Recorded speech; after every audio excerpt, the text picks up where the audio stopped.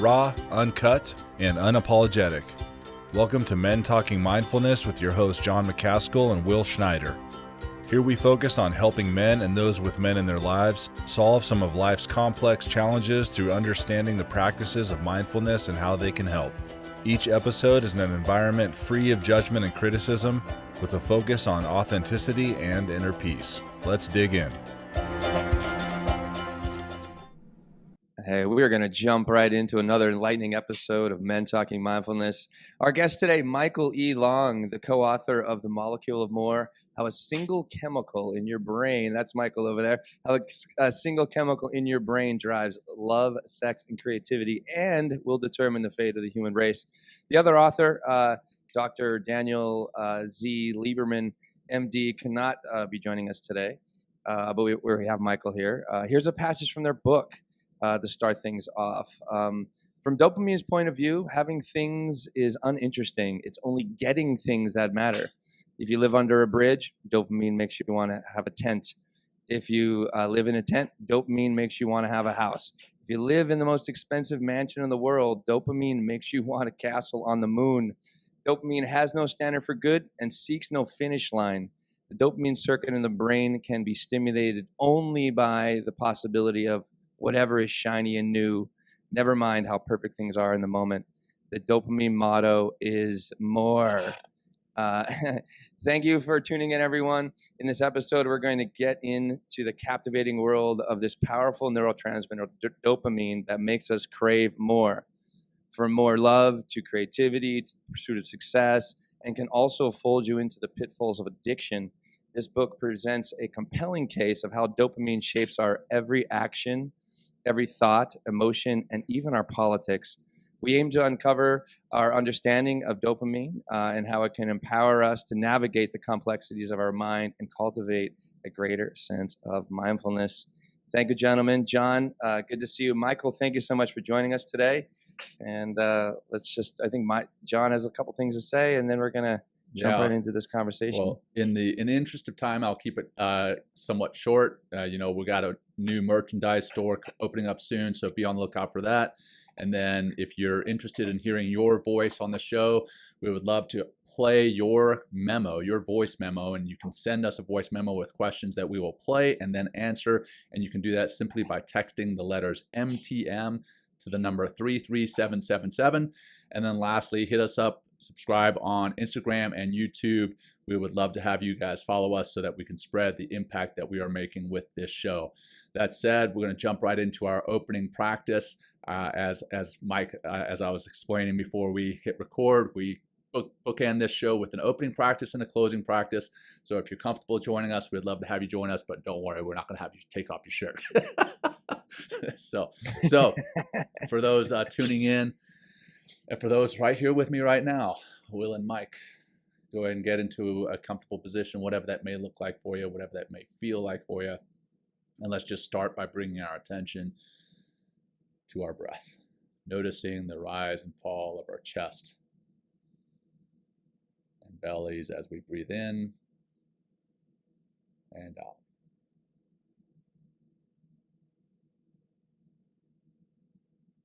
In and out. Holding empty this time. And in. Hold full. And release. Holding empty. And one more deep breath in. Hold. And relax. And as you let that go ahead and start to bring some micro movements into your body, maybe rolling your shoulders, rolling your neck around, wiggling your fingers and your toes. And here we are. Now let's get into the meat and potatoes of the show. Will, go ahead, brother, kick it off. Mike, hey, thank you again so much for joining us today. So what inspired you to dive into the science of dopamine and all of its effect on humanity? Well, we never have, I speak of Dan as my friend, so I'll answer for both of us, and I know he agrees with this. First, thank you guys for having me here. This is one of the most unique podcasts that we've been invited to do. And anything that's united, of course, primarily by mindfulness, but secondarily by the presence of a beard is always a positive thing in the universe. So I appreciate that. Thank you so much. Mr. Yeah, I like that Mr. Ziffel thing going right there. So that's nice. So what was the question? It was, how do we get this deal? Why did we do this? Yeah. And I said, this is an unusual answer because we didn't write this initially.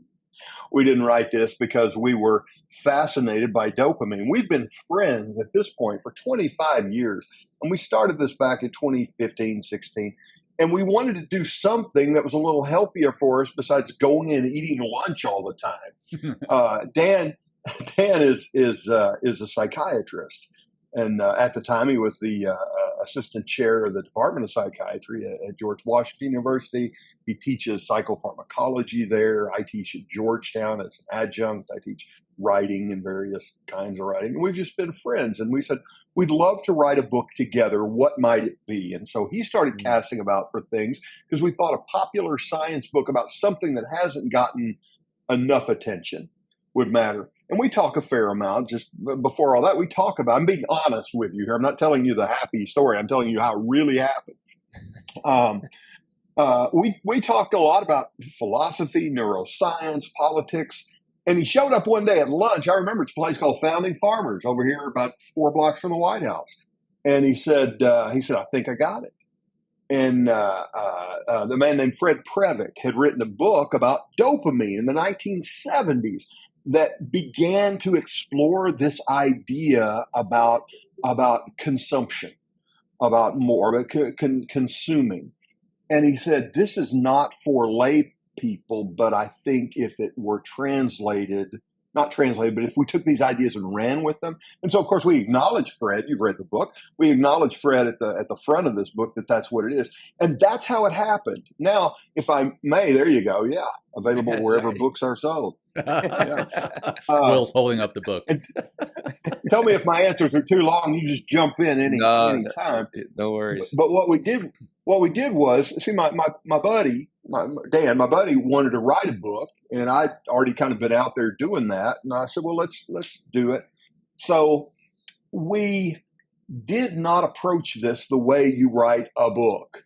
For those who are listening who know a little about publishing, you write a proposal, you send it out, and you hope someone buys a proposal. And then you wrote the book. We said, well, fuck that. We wanted to write the book ourselves. So we said, we're just going to write the book we want. And if we can sell it, that's wonderful. And if not, we had a good time working it out. Well, we did that. We spent 2 years writing this book with no advance, no promise of a sale, nothing. We just said, this is fun and this is cool. And we sat down like we had a contract and just started figuring it out. And at the end of 2 years, we had this manuscript. And then we went out to agents, and it was sort of like, it was exactly like, friggin' sort of like, it was like, it wasn't even like, it was. I'd write an agent and I'd say, we have this idea for a book, and are you interested in it? And they'd say, well, send a chapter. And we'd send a chapter, and they'd say, well, kind of like that. You want the whole thing? And the long story short, if that's possible at this point, is we got bites immediately. We had responses from agents 24 hours. We had an offer of a deal in 3 days. Nice. And we signed a week later with Harvey Klinger Agency in New York. Wonderful, wonderful agency. And then our agents, Wendy and Andrea, took it out. And for 3 months, nothing. Oh. Nothing. Nobody wanted it. They said it was too poppy for science books and too sciencey for the popular reader. Oh, finally, a publisher in Texas picked it up. Ben Bella. We've done had a wonderful relationship with Ben Bella. And the rest, as the drive-by truckers saying, as they say, is history. We're in 23 languages now. We've sold about 250,000 copies around the world. Congratulations. It's a monster hit. As I was talking to Glenn, my publisher, yesterday, and he said, this is an unusual title for any publisher. The sales have been profound. So that's a publishing story, not a mindfulness story. But we say talk what you all want to sor- say. That's all what I sorts want of to tell you. stories. And Will and I are in the process of writing our first book right now.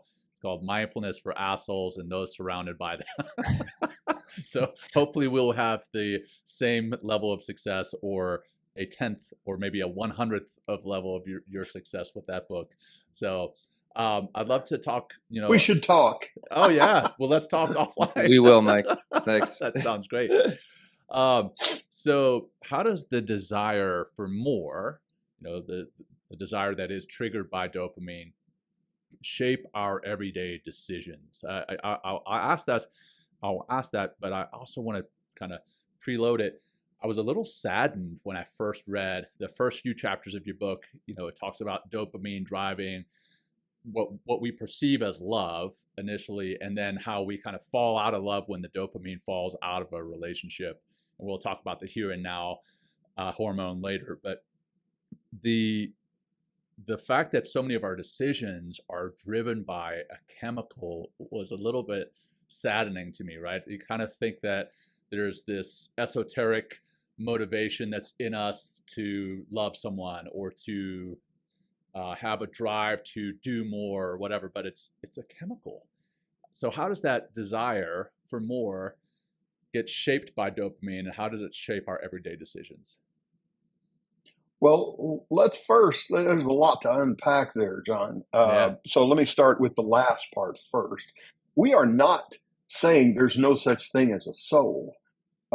As Tom Wolfe wrote in the 90s, and as actually said in his famous speech, "Sorry, but your soul just died," at the opening of the great neuroscience boom at that time. We are not for a moment saying there's no soul and that you're a product of your chemicals. Now, if you want to believe that, knock yourself out. But we are saying that we can explain certain currents of behavior in a broad stroke with this compound, with this chemical, with compound, chemical, whatever you want to say. And the thing is we see it, we know it, for instance, because we see what happens when it goes wrong. We can see people with mental illness, and we can say, oh, if we lower this compound's presence in the system, we see an improvement, or improvement in mood or different behavior. I say we, I'm not a physician, but I'm saying it what we as scientists tend to know. So this dopamine does affect how you behave, for sure, but it's not the end of the dualism of a soul and a body. And now the other part of this about how does it affect us day to day? John, you were right on it when you said there's the pleasure of being there in the moment, the pleasure of this tastes so good. When I'm enjoying that, I'm enjoying the feeling of this on my tongue, and I like the way it feels as it goes down my throat, or I look at this pretty surface here on this microphone over here. I'm enjoying it in the moment. It is real-time sensory activation. That's one pleasure. The other kind of pleasure we know as human beings is anticipatory pleasure. So you can think of it as consuming pleasure versus anticipatory pleasure. And the anticipatory pleasure is more intense and briefer. It only lasts when the possibility of something new exists. And we can pull that thread and find out why that is. But if you think about it, every experience you have that's pleasurable is either, I like it, or I wonder what's next. Right. And dopamine gives us that desire to move to the next thing, which has evolutionary roots and has value, profound value, the ultimate value in keeping us alive. Sure. The problem comes, and I'll wrap it up with this. The problem comes is this brain evolved for people who live in fields and sleep in caves. We don't have to worry about where the next meal is coming from. We don't have to worry about a tiger racing through here and eating us. That's what dopamine is for. It's to say, ooh, I think I hear a tiger, I better hide. That looks like an interesting read, I better eat it. And now that all that shit's taken care of, well, dopamine has to chew on something, by golly, and it's going to do it. And welcome to the 21st century. Right. And as you say that, I'm looking at when Will and I started this show, I drove a little yellow Fiat with racing stripes, and I wanted something more. And now I have, a nice truck that I'm looking at through the window here. And I'm like, ooh, there's a truck that's parked right next to mine. That one looks pretty good too. So I see that dopamine, more desire for more all the time. And I know all our listeners and watchers feel it and see it too. So I just find it, I'm glad. Thank you for coming back and saying that we still have a soul, or we can, if we believe that. So that gives me a little bit of hope. Will, I'll turn it back over. Yeah. This is just understanding a system where the system itself is undeniable, but a soul is a matter of faith, and that's a different realm. Right, for sure. Yeah. Well, let's get into some of the. I'm a writer, but I'm a preacher's kid. So yeah. Right on. Well, let's get into the science a little bit, as far as this novelty capturing. That's part of like our human spirit, or not the spirit, but just our human biology. And I enjoyed that they call this phenomenon, our constant seeking for novelty and more, is the reward prediction error. What does it mean by this? Like, that's a very heavy term, or just like, very wordy term. Like, break that down for us, please. Sure. Are you sitting? You're sitting wherever you're sitting. Doesn't matter where you're sitting, Will. If somebody knocks on the door and they go, "Hey, I have a package for you," they yell it through the door. You're like, "Cool." You'd be kind of excited. Shoes are coming. That's why Amazon is so successful. Yeah, that's right. That's right. That is something we can talk about. Yeah. So you got a package. Oh boy. Now let's say every Thursday at roughly noon Eastern time, somebody knocks on your door with a package. Well, you're going to have a little bit less of excitement. And let's say what's in that package. You have a little bit less. Reward prediction error is when it's the difference between what I expect and what happens. So if I don't expect a package to arrive, boom, I'm thrilled. But if I know the package man arrives with my Amazon crap every Thursday, then it's not nearly as exciting. The error in what we predict the reward will be. And the ultimate difference is infinity, because we have no expectation. Like, if I expect this to be a good time today with you, which is what I expect, but if I have a friggin' fantastic time, there's a big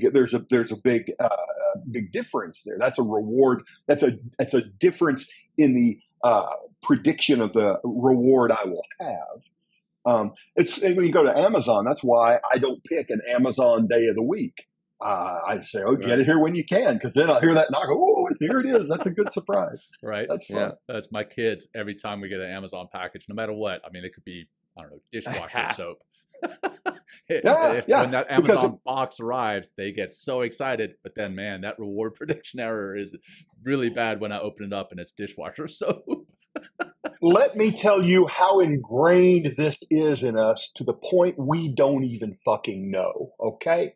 We're going to talk about, you'll never guess, musical theater. Okay? Awesome. You ever see, I see your enthusiasm, Will. I appreciate it. No, I am. Really solid musical theater. Have you ever seen The Music Man? Yeah. Yes. Yeah, there you go. Okay, you just pretend you have. That's okay. You haven't seen it. I know you haven't. You're lying, but it's okay. Okay. There's a song in it called "The Wells Fargo Wagon." It is sung by Ron Howard, who was a child actor. Yeah. And here is, because I don't want you to pay for clearance, I'm just going to tell you some of the lyrics. They're anticipating around 1900. They're anticipating the Wells Fargo wagon coming into town to bring all the stuff from other places. And they don't know exactly when it's going to get there, but the whole friggin' town is standing here waiting for it. And Ron Howard's line is, it could be that they're all saying what might be in it. And then the climax of the song is Ron Howard says, it could be something for someone who is no relation, or it could be something special just for me. And they're standing there like this. That is dopamine. That is reward prediction error. And it's so much a part of how we behave moment to moment. If the remotest possibility exists that something is cool and it's coming our way, we're ready. We're ready, and we'll tear down anything to get to it. Why do you think men do stupid things to get to women? Right. She could be the one. It could be awesome. Yeah, and it could be another conquest as well, right? I mean, depending on how you view your relationship, whatever your right? deal is, Right. But yeah, I mean, and it works for women too. That way, there are other hormones, other neurotransmitters involved, obviously. Sure. But that's the thing is, I could be surprised by something better than I expected. And as soon as you have that thing, and this is important too. As soon as the thing arrives, dopamine goes clunk, it's over. And the only pleasure you have is the having of the thing. A good way to think about, and we're working on a sequel, by the way. I'll have a sequel out in next spring, actually. Next summer, spring. Anyway, think of walking down the street like you're in the Village in New York. Okay, you're walking in the Village there, McDougal, and you're walking past restaurants. There's the guy out there. There's several comedy clubs over there in McDougal.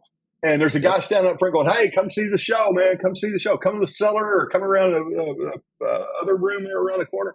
This is going to be a great show, great show." He doesn't fucking know. All he does is he just says, "This is going to be great. You're going to love it. You're going to have such a good time." And when you get in there and you've paid your money, he's nowhere to be found. Either the show is good or the show is not. That's dopamine. Dopamine is the guy on the street going, "Boy, you want this. You better do everything you can to get it." But when you get inside, the carnival barker's gone, the street guy is gone, dopamine is gone, and it either is good or it is not good. But dopamine he's catching the smoke down the street at this point. Well, with that in mind, and what I mentioned before about, the dopamine kind of driving that initial feeling of love, but really it's more almost infatuation. And then arriving at the relationship. Now we know what it is.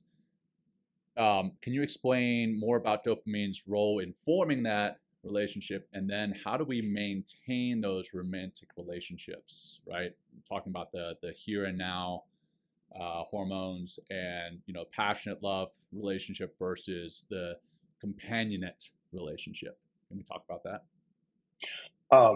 Sure. And first, let's note which you wouldn't be aware of, but let's note the absolute ridiculous irony of saying Mike Long explained love. That's just a dumb place to begin right off. But no, you're right on the mark, John. You're absolutely on the mark. I have it written down. Am I getting it right? John, light blue shirt or blue shirt right. And glasses. Oh, fuck. You're nailing it. Will has the big beard. Okay. That's right. All right. Just make sure I wasn't calling you reverse. All right. There are two parts. Let's think about it purely from a dispassionate, perspective. There is the as you say the romantic part of love, and there's the companionate part of love. And we know, for instance, in the book, we say that we mentioned that.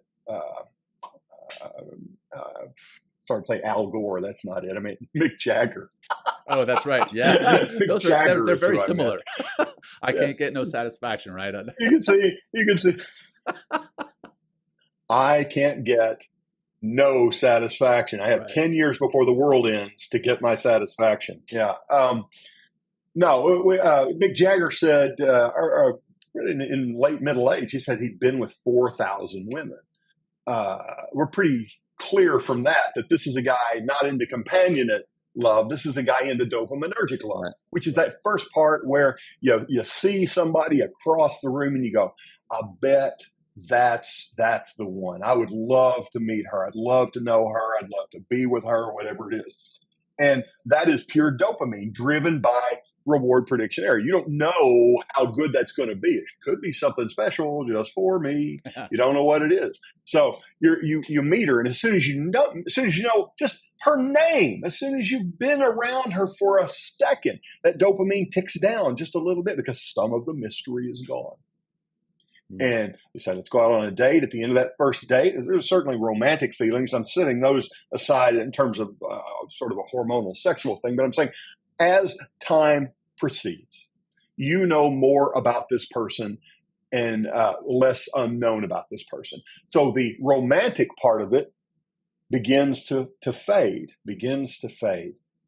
And at some point, you have to make a decision. Am I going to allow myself to get bored with this? Or am I going to decide to engage in the here and now? In other words, this is neuroscientifically why love is ultimately a choice and not a feeling. You have to decide, I will now choose to be with this person. I will make a life with this person. I will seek out the sensory pleasure of being with this person, of sitting next to them, of holding their hand, of asking what they think about this, that, or the other thing. I'll enjoy in the moment, as opposed to the romance, which is driven by mystery. That's the big switch. And all of us, we say in the book that love is like a merry-go-round at the foot of a bridge. You either get on the merry-go-round and ride, or you get off at one time and you cross the bridge to another way to live. So we really are.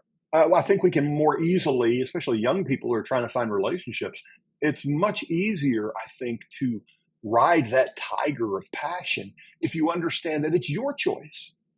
It's your choice. What do you want now? There's nothing wrong with going from person to person to person, as long as you're not abusing their feelings or misleading them. Right. But if you're in business to find somebody to spend a life with, then you must recognize that the feelings I have today are not going to be the feelings I have tomorrow, next week, next month, next year. That's very important to understand that going in, because so many people, when they go into a relationship, expect that's the feeling they're going to feel the entire time. And then as soon as they do not, that's when they get off that merry-go-round, right? And they don't understand it. They're like, oh, well, it's something that changed in them. They're I don't know, they're not the person that I expected them to be. Well, maybe they're not, but it's also that you no longer have that dopamine driving your passionate love, and now you got to get into the companionate love. So, Will, and that's why the answer is not, we'll just make a relationship new over and over and over again. Right. That's a good idea, but it's not the nut of the idea. The nut of the idea is, I choose you. If you think of a wedding, there's a moment, or a wedding ceremony, and there's a moment where you say, I do. Right. I do. I choose you. That's a big thing. Absolutely. Massive. Yeah. Yeah. I mean, it's like, it kind of brings me to this idea that I really enjoyed you making the distinction in the book of desire dopamine versus control dopamine. Whereas like the desired dopamine is just more and more and more. It's just like we're just filling ourselves with more desire and more, consuming more things, whether it's people or food or whatever experiences. Whereas like controlled dopamine kind of, and I was glad it made me feel good, John, to realize that there is a control mechanism in this that allows us to just kind of put the brakes on a little bit and help us to realize like what we actually do have. So bring us through that distinction, Mike, would be very helpful, just to kind of understand that we're not just at the whim of this desire dopamine all the time, but there is a control mechanism that's part of us as well. Sure. Well, first, there are actually three kinds of dopamine, three pathways, three systems, but we only talk about two in our book. As you say, there's desire, there's control. There's also one that affects motion. And that's why you hear about Parkinson's disease and dopamine in the same stories. We have feeds that we follow as we prepare for our stuff, and we get a lot of Parkinson's stories because they mention dopamine. But that doesn't have so much to do with our mood issues that we're talking about here. So the difference between desire and control, I'll tell you this. I haven't told this to anybody. I'll tell it to you guys. That's the truth. I haven't told this, and I may get in a little trouble for it.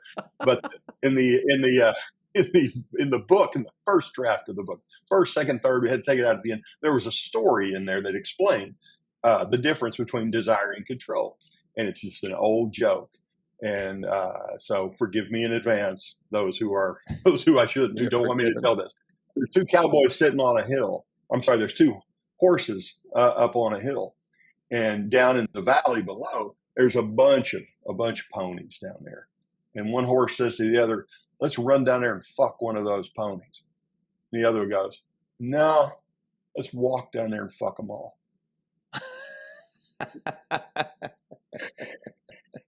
And that's my dirty horse joke for you there. But I don't know. From the look on your face, maybe you don't see what I'm getting at here. Desire dopamine says, more, now. Right. Control dopamine says, I'm going to help you figure out what you want to do. I'm going to give you the skill to do these things. And so desire is the motivator. Desire dopamine is the motivator. Control dopamine is the executor. It's the thing that says, let me give you, or let me do for you. Let me help you imagine what you might do to get the things desire tells you want. If you, and this is true no matter what. This is why we talk about the peripersonal and the extrapersonal space. Anything that's right here, I can control. I can pick up my earpod case. I can pick up this glasses cleaner. I can pick up this little box here. All these things are in my space, and I don't have to plan to get them very much. But anything, like there's my dog on my chair over there. If I want to go pet my dog or sit in my chair, or if I want to fly to the moon, anything that's beyond this immediate area here takes time and distance. And to overcome time and distance takes planning. And that's what controlled dopamine does. It gives you the ability not only to do that, but also to do it in a more romantic way, we might put it, which is it allows us to do time travel, mental time travel. We can imagine alternative futures for ourselves, which is just a very fancy way of saying, I wonder if that will taste good. Well, gee, it has a skull and crossbones on it. I shouldn't eat it. That's a kind of mental that. Or when you talked about, John, you talked about buying a car. You engaged in mental time travel. Sure. You imagine a future with one truck. You imagine a future with another truck. You imagine a future with another. That's all control. That's not all, but that's controlled dopamine. So you see how they work together. Desire dopamine is like, ooh, I'm tired of the truck I have now. I'd like to have a new truck. And control says, well, let's figure out how to get you there. Thank you. Yeah, it's like that control is like the modulator. It's like, hey, yeah, we're gonna get that, but we're gonna take our time and be strategic. And like we're preparing for the show. I'm like writing all these questions and thinking of what it's gonna look like in the future, what it's gonna sound like, and here it is happening. But it's like it takes the control, and not just John and I are not just like word salad, if you will, use that word in the book. To just like that's in the book. We can talk about that. I know. Yeah, what we. But it's like, here we are in this moment, but we controlled, we read the book and, we're really excited to talk to you, but we, took our time to prepare for the show today. And that's the control, the modulator. Yeah. Yeah. And I want to be sure not only a modulator is one way to think of it, I want to make certain that I'm clear that this is a how-to thing. This is sort of like, you could think of like the executive function of the brain. Well, let's not even do that. Let's not go there. Let's say that, that if I say I want to mow my yard and then I hire, a kid to do it, that kid's going to figure out how to do it. That kid is controlled dopamine. I'm desired dopamine. I sure would like to have a short yard. And the kid's like, I'm going to figure out how to get you that. So he gets his lawnmower out and all that. The controlled dopamine is the calculator. It is the thing that executes the action. So you can imagine why, in broad strokes, again, why there's also a third one, which has to do with physical motion. Sure, it's involved in dopamine as well. It is. If we can say there's one neurotransmitter, and I always clear this up because it was difficult for me to understand. First, when I say neurotransmitter, I'm talking about a chemical, a neurotransmitter. We can understand why we say, with some justification, that dopamine is the most influential moment-to-moment neurotransmitter in the brain. Wow. Yeah, and it's only such a small part of our brain chemistry as well, right? It's like, one, like a tiny, tiny, tiny bit, but it drives so much of our behavior all the time. Yeah. How does go ahead, John. Well, I'd love to talk, you touched on it, right? When we were ancient cavemen and women, or when we were roaming around and we found a reed that looked good and we were like, hey, I'm going to chew on that. But how has the pursuit of more, which as we've touched on already, that drives or has been driven by dopamine, how has that influenced the course of human history? It is all of human history. Wow. If we didn't have dopamine, I mean, really, I'm not saying that for effect. I'm saying this is how we do it. This is how it works. If you were happy with whatever you have, we would still be living in a cave. This is why. I'll use this as a jump. This is why competition is important in an economy. If there is no allowance for someone to say, I see a better way, and to act on it, there's no progress. Right. When I first came to Washington, I used to be a coder, by the way. I wrote code for about 10 years. I was trained as a physicist. I wrote code for about 10 years before I became a full-time writer. And I remember coming up here to Washington, and let's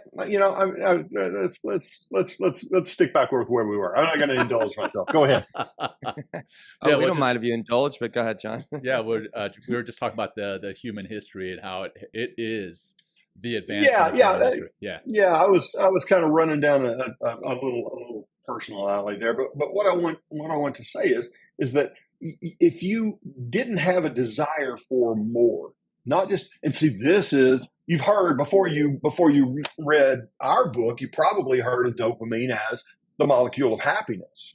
And that's one of the reasons we wrote it, is we said, that's so wrong. And you gentlemen could say it as well as I can at this point. It is in no way the molecule of happiness. It is just, give me something else. And if that weren't there, we wouldn't seek progress. All progress is born of dissatisfaction.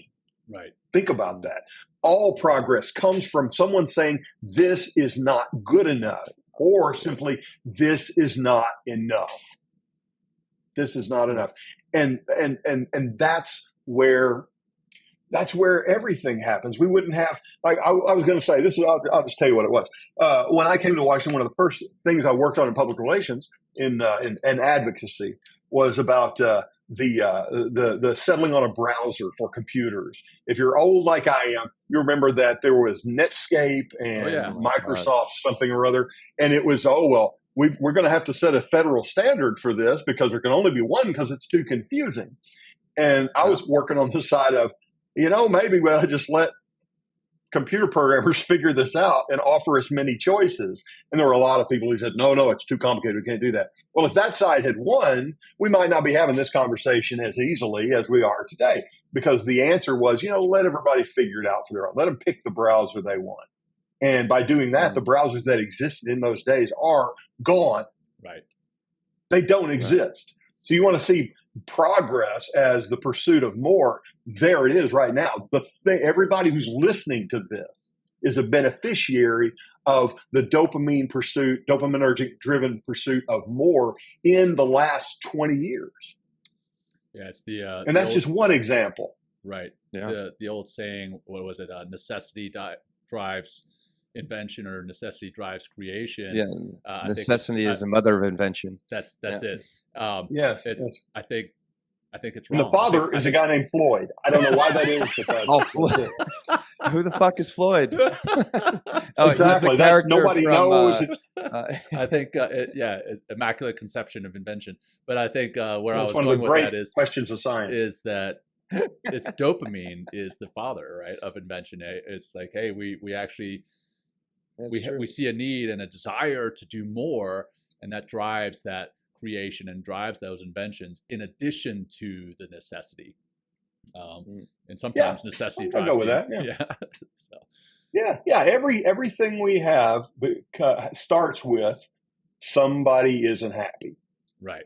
And that's why happiness is that's always that. Happiness is the carrot at the end of the pole in front of the pony. But the difference with us as human beings. Yeah. That is so good. That is so good. That's gold. exactly right. The different, as humans, the thing is we get to chew on the carrot once in a while, and then we see another carrot, and we go like that. Right. So it's a wonderful. It's kind of like you're a Family Guy when they're trying to treat James Woods to go down the street. And they left a trail of candy. Go, ooh, piece of candy. Ooh, piece of candy. Ooh, piece of candy. Behold, man's history.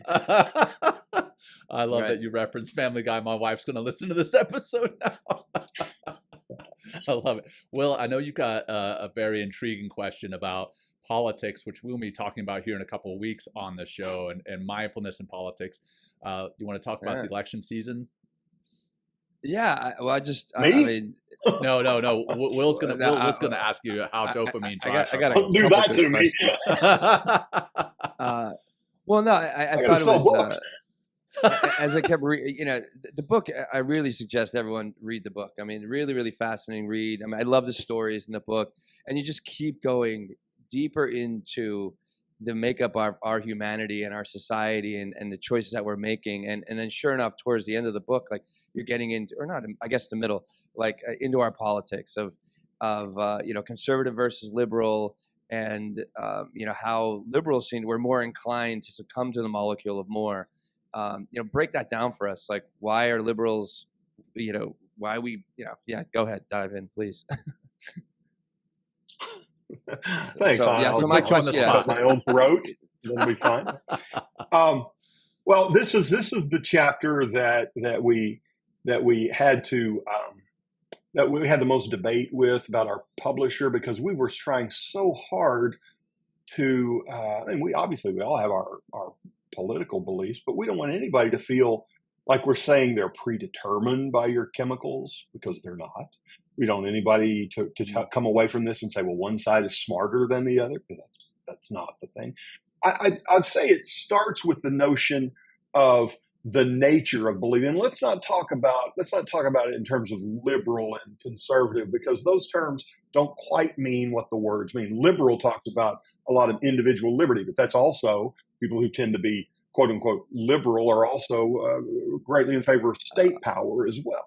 So there's kind of a statism that's attached to individual liberty in those cases as well. And conservatives aren't necessarily about conserving what has been in every case. So those words are kind of misleading.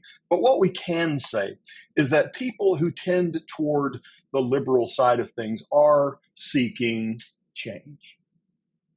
Right. So we find that in broad strokes, people who tend toward the political left tend to have higher levels of dopamine.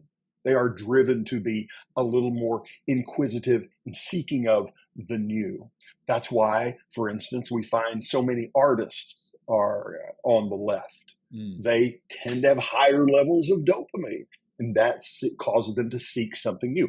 One definition of creativity, which I found very useful as somebody who writes not only nonfiction, but writes a fair number of stage plays and stories, is that creativity is the combination, or the combining, I should say, to be precise, the combining of things that are not normally combined. Yeah, there you go.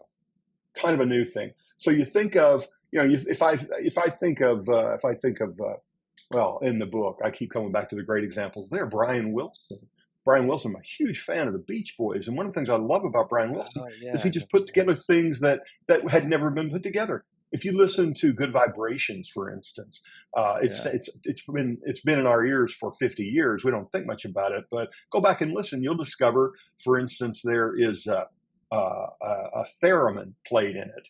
Up until that point in 1967, I want to say, a theremin was used exclusively in horror movies to make sound effects. Yeah, right.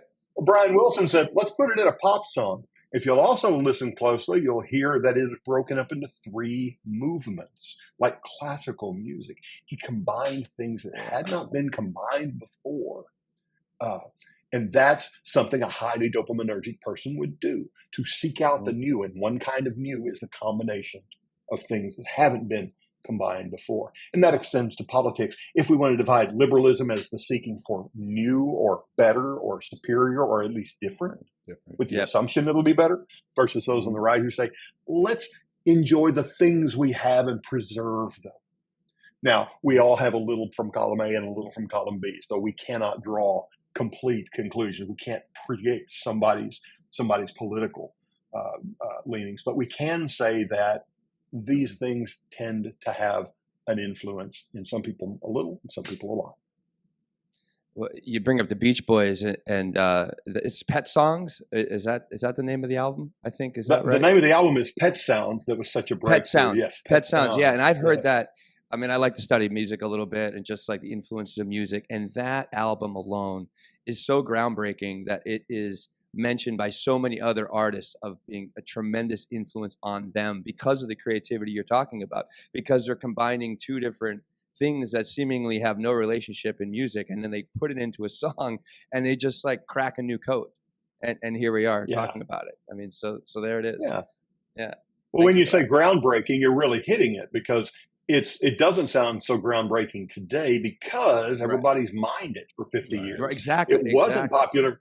Yeah, it wasn't popular when it came out. It's not a rock album. It takes pop motifs and connects them. The song that again, I'm digging in personally, but Winchester Cathedral was the #1 song the week before Good Vibrations, which is not on Pet Sounds, but it serves to deliver the point. I mean, you want to have one of these about Pet Sounds? I'll talk about fucking Pet Sounds for hours. It's genius. I mean, think about the first line of that wonderful song, God Only Knows. The title itself, that's something you didn't hear a lot on the radio. The word God used it all. 1967. The first line of the love song, God Only Knows. You know what the first line is? You know. Don't off the top of my head. I may not always love you. I may not always love you. What? What the hell is that about? Good point. Exactly. What a big fuck you. This whole record is so and make no mistake, this was not a Beach Boys album. This is a Brian Wilson recording with instrumentation by Brian Wilson and his brother singing in the background. Brian Wilson is the little Mozart of the 20th century. There you go. Driven by dopamine and creativity. And how could I leave it out? Brian Wilson, a sad and terrible victim of mental illness, high dopamine. The mental difficulties that he's had are mental illnesses associated with high dopamine. That's where I was going next. We know absolutely that this connection is there. You know, now that's not to say, you say a lot of people say artists have to suffer. Well, you know, let's not ever entertain that, the idea that we have to be, that mental illness is a price we pay for high creativity. There's lots of creativity to be had without suffering that way. And we tend to romanticize it, but the people who tend to romanticize it are the people who haven't suffered from it. Right. So Brian Wilson paid a heavy price for what he did, but he could have done it with some medication, and I think we'd all been all right. That's absolutely perfect segue to my next question, and then we'll start to wrap it up just to respect your time. So, now how does dopamine dysregulation contribute to that mental health or these mental health conditions like ADHD, bipolar disorder, schizophrenia, and the like? And how can those be addressed through dopamine regulation? Sure. I will offer this caveat, which I have to offer over and over. I am not a physician. Sure. I am not a trained neuroscientist. I'm a writer with a little more than layman's knowledge. I've studied this and I've worked closely with an expert. So with that in hand, I'll tell you that the conditions you describe are in the main conditions of high dopamine. You can imagine how if I had high dopamine in everything and I wanted something new all the time, I would be easily distracted. I would leap from thing to thing. So in its worst case, I might speak in word salad, as Will said a moment ago. Use that phrase, word salad. If you, as a presentation I do about Molecule of More, where I play some videos of people who are suffering from this, and it'll be something like a guy says, for instance, he says, I I was hearing of this sound I needed to do something about, so I had to call somebody. Who did I call? I called Ghostbusters. No, that's just a joke. I didn't call Ghostbusters. I called the mental health hotline. The line. I follow that line over there to, you see what I mean? It just, because it's something new. That's a high dopamine condition. Low dopamine gives you a little bit of the old sling blade, you know? Just sitting there, you're kind of staring at the window. These are, again, broad strokes, but there are many compounds that can adjust particular pathways, and a lot of times you'll hear,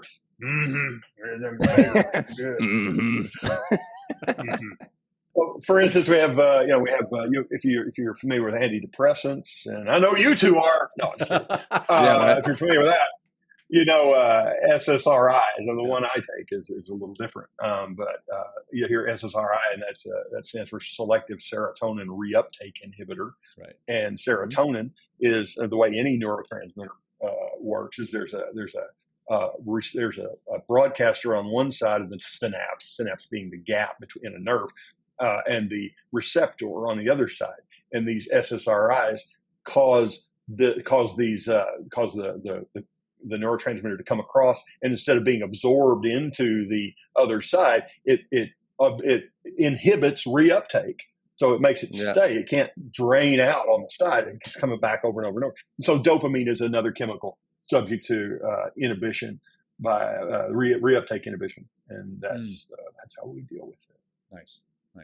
Yeah, I've just thought two things, Mike. Before we go, I would love if you'd speak as a speechwriter. How does your use of the knowledge of dopamine, to emotionally influence the message you're trying to convey or the opinion that you're trying to sway? Like, this knowledge that you have of dopamine, how does it inform, what you're trying to write or who you're writing for? I know you write for political entities as well, so I'm just curious, because I know it definitely have a sway in the way I'm writing for sure. Well, it's less about thinking explicitly about dopamine, quadopamine, and more about the things we've talked about how people behave, which happen to be the result of, in some parts, parts of due to dopamine. So I think about, I'll tell you, I think about this James Woods Family Guy thing a lot. The idea, if you want to be a speechwriter, here's really what you need to know. If you know nothing else, this will get you really far. And I've been doing it 25 years. And that is, listening is hard. We're having a good time. We're talking. If we need to pause, we could pause. We could do what we need to do. We can swear. We can get up and go. We can do what we want. But if you're listening to a speech, somebody's sitting there like this, or their legs crossed going, and what they want, I wish he'd talk about taters. Everybody who doesn't know Sling Blade is missing that joke. Billy Bob Thornton, fantastic. One of Billy Bob Thornton's best roles. You ought not talk to that boy that way. When you're sitting in the audience for a speech, what you mostly want is for it to be fucking over. And as a speechwriter, that's the first thing I have in my mind is don't get up there and it's really great to be here. This reminds me of a story of my son who once went to Outback. I was like, shut up. Just tell me what I need to know. The first thing I ask my speechwriting clients is, do we really need to do this? I swear, that's what I say. Do you need a speech? Couldn't you just send an email? Is that possible? Well, this is what we've always done. We've always done this thing. Maybe it's time to stop. You got to be a pure empath and go, is this really something somebody's going to sit there and listen to? And if you find another way to deliver it, do so. Now, let's say we're already to the point where you got to deliver a speech. You got to write a speech. Well, what you want to do is find a way to keep them hooked at every turn. That doesn't mean necessarily tell a bunch of jokes, but it does mean do not indulge in things that cannot be kept in the brain for more than a couple of seconds. That's why we don't dig into big detailed analysis with numbers in a speech, because we can't manipulate those in our brain. We want to give somebody something they can immediately understand, get a feeling from. As Bob Dylan said, you may know what you want, but I know what you need. They want to be entertained. They want to be pulled along. So let us do that. Let us, as speechwriters, continue the constant desire for more with everything we do in the speech. And I teach a lot of speech writing, and so there are many structures that advance this idea. There are some particular techniques. We especially rely on the here and now qualities of words. The fact that we choose, assonant phrases, dissonant phrases, consonant phrases, that we choose alliterative phrases, that we do certain kinds of expansions as phrases move forward. So anyway, yeah, it's an art. Plus, my dad was a preacher, as I said, and he was a fantastic speaker. And so a lot of this I learned by just having it absorbed. So. Yeah. Well, it makes me think of what we said earlier about dangling the carrot, and you're constantly trying to fill that space between the carrot, and where you're trying to take them all the time, keep them engaged, right? It's really, it's hard to, I do a lot of public speaking and teaching and stuff like that. And it's just like hard to keep them sometimes your class or your audience engaged. And it's just like knowing, these little short snippets and just kind of keep, the energy flowing in that direction, and you can cook them for a really long time. Last I have, if you're a speaker, you're up there for them, not for yourself. Right. Yep. Yeah. Great point. Yeah. What are you giving? Right. I interrupted. You were saying. Yeah. No worries. You mentioned here and now, and this is the first time we actually mentioned it, and it's towards the end of the show. And this is a mindfulness podcast, right? About mindfulness. So, and to kind of, what do you know, or did you talk about mindfulness or meditation as a way to kind of to limit or kind of subdue some of this molecule of more, the dopamine that flushes our system on a regular basis? Is that something that's helpful to kind of get us into the here and now so we can be happy, right, and really enjoy the moment instead of always trying to look forward into the future?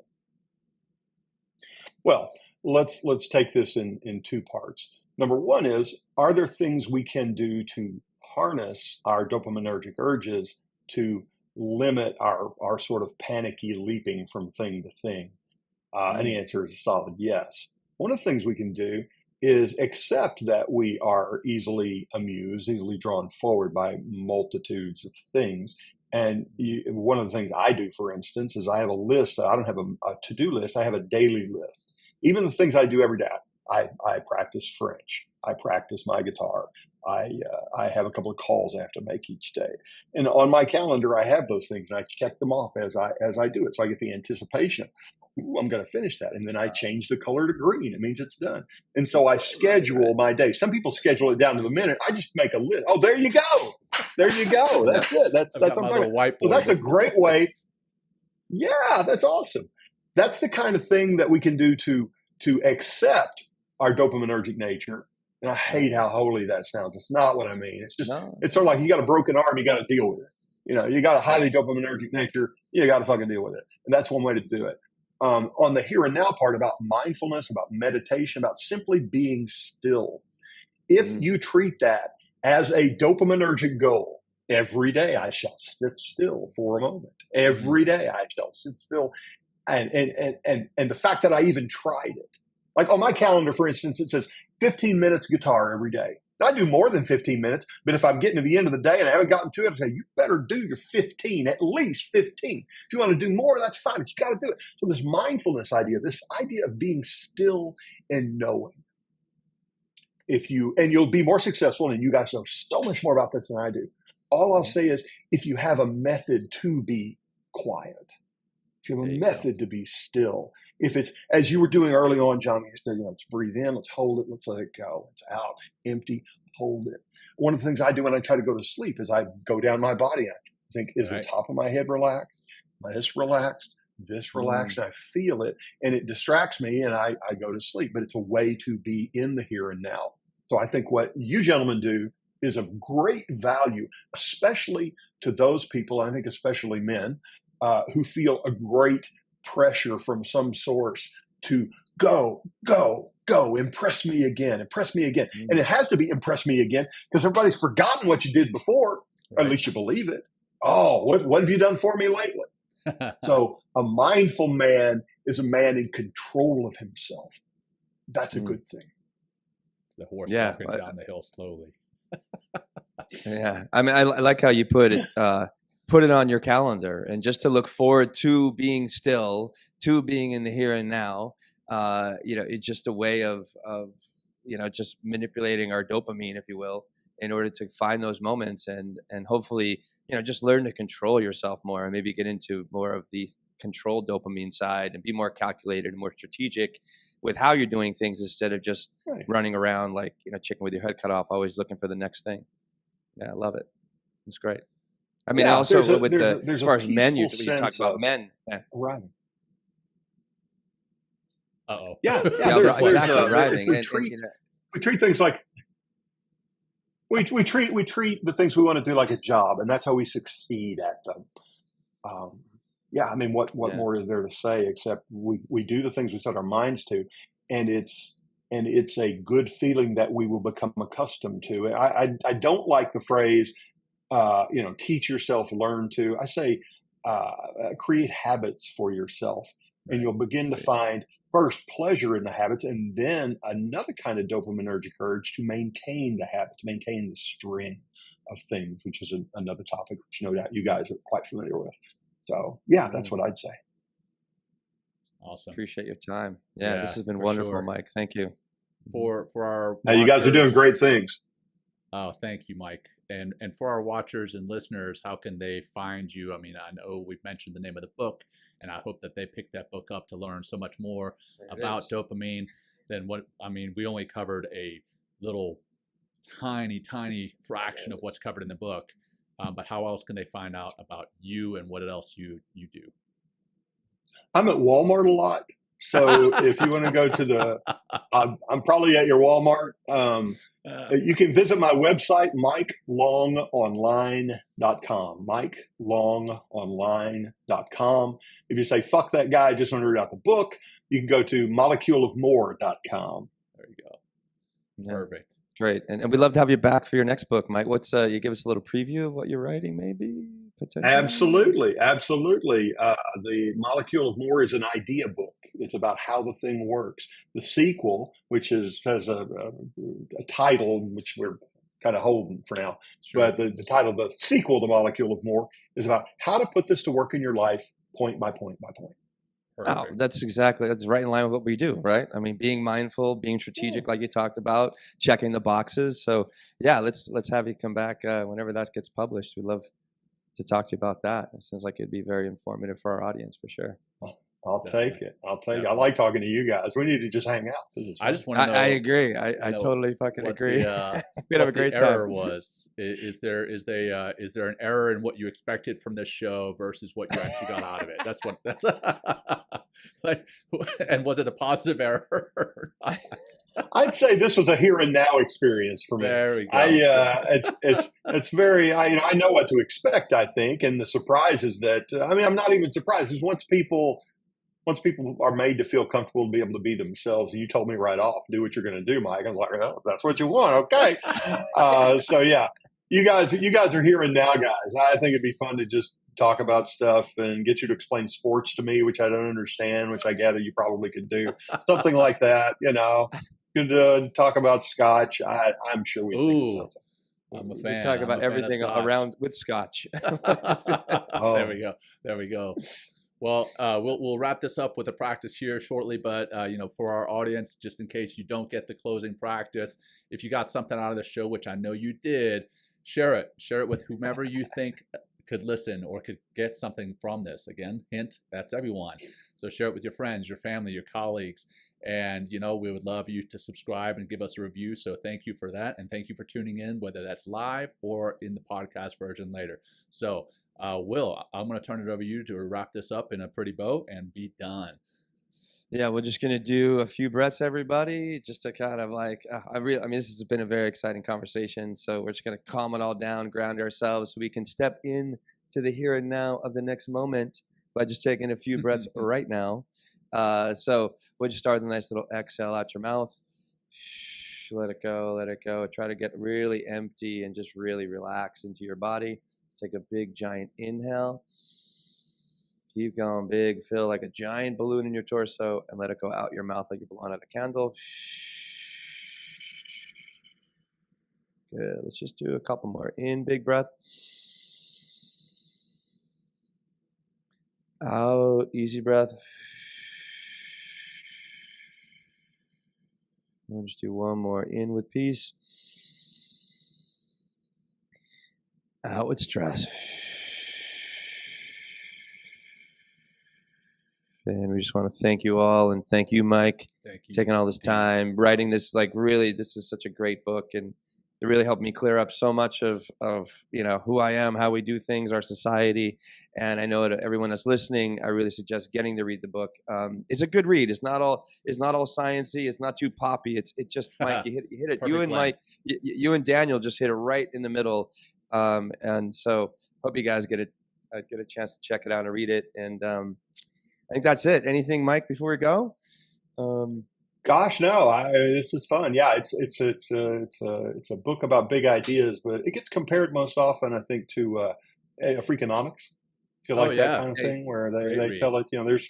We use George Costanza, for Pete's sake, The Office, Will Ferrell movies. The whole thing is just let's talk about how we live and how we can use that to explain this very useful human concept. So check it out, moleculeofmore.com. I'd love to have you. There you go. Well, thanks again, Mike. It's been a pleasure. And for our audience, thank you again for tuning in. Until next time, take care. Peace, everybody. Thank you for joining us today. We hope you walk away with some new tools and insights to guide you on your life journey. New episodes are being published every week, so please join us again for some meaningful discussion. For more information, please check out mentalkingmindfulness.com.